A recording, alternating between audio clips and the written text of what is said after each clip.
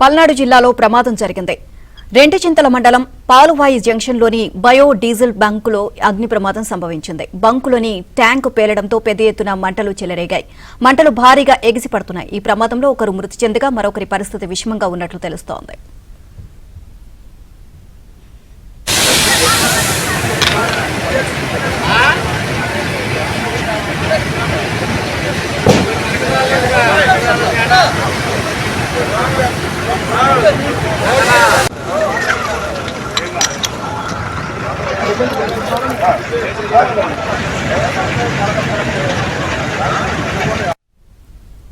ఇక ఈ అగ్ని ప్రమాదానికి సంబంధించి మరిన్ని అప్డేట్స్ మాకు స్పాండెంట్ సాంబశివరావు అడిగి తెలుసుకుందాం. సాంబశివరావు, ప్రమాదానికి గల కారణాలేంటి? మంటలు అదుపులోకి వచ్చాయో? పరిస్థితి ఏ విధంగా ఉంది ఇప్పుడు?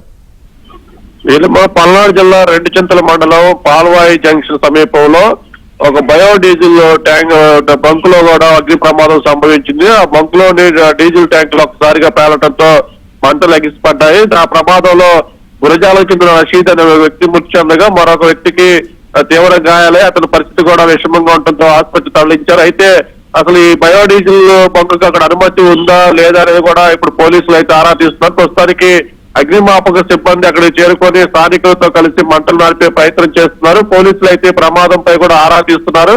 ఆ మంటలు ఎగిసిపడుతున్న నేపథ్యంలో ఈ ఇద్దరే కాకుండా ఇంకెవరైనా మంటల్లో చిక్కుకొని ఉన్నారా అనేది కూడా ఆరా తీస్తున్నారు. అయితే బంకు యజమానికి సంబంధించి అక్కడ బంకు పెట్టేందుకు అనుమతి ఉందా లేదా, అసలు ఎందుకు ఈ సమయంలో బంకు పేలిందనే దానిపై కూడా ఆరా తీస్తున్నారు. ప్రస్తుతానికి అయితే మంటల్ని అదుపు చేసి ఆ తర్వాత అయితే విచారణ కొనసాగించేందుకు అక్కడ అగ్నిమాపక సిబ్బంది పోలీసులు అయితే ప్రయత్నాలు చేస్తున్నారు. Neelima. Right, thank you Sambasivarao.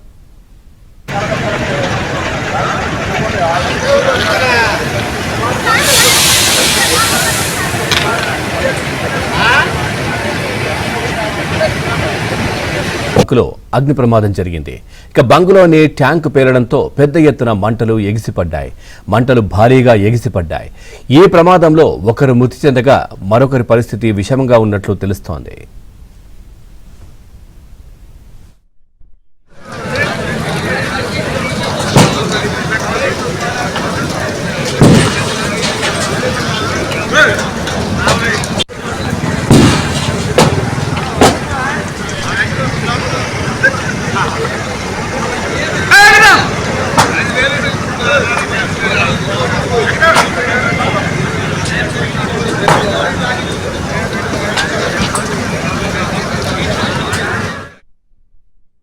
రోడ్లో పాల్వాయి జంక్షన్ బయోడీజిల్ విద్యుత్ షార్ట్ సర్క్యూట్ లోడ్ వచ్చింది. బయోడీజిల్ అన్లోడ్ చేస్తున్నాం.